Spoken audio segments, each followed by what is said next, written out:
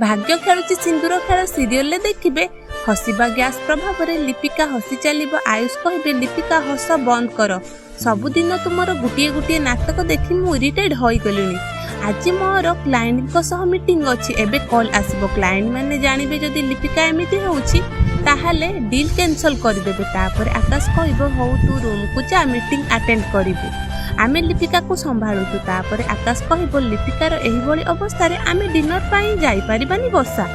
एबे dinner cancel करबा को पड़िबो आउ केबे जिबा तापर आकाश तांको रूम को पळेबे हसर गैस रो प्रभाव सरी जिबा परे लिपिका भलो होई जिबे तापरे लिपिका कहबो अपा तुमे प्लान कैंसल करनी तुमे डिनर पाई जाओ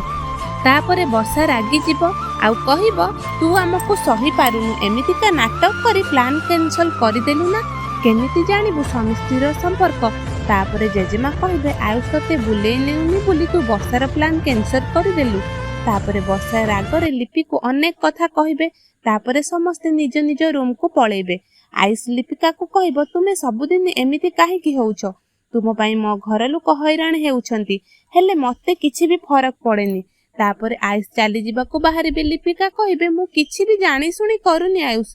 एमाने कोन मोर परिवार नुहंती तापर सीन देखिए बसा घर लोक समस्त कहब मु मिस भुवनेश्वर कंपटीशन ले जज हेबाकू मते सुजोग मिली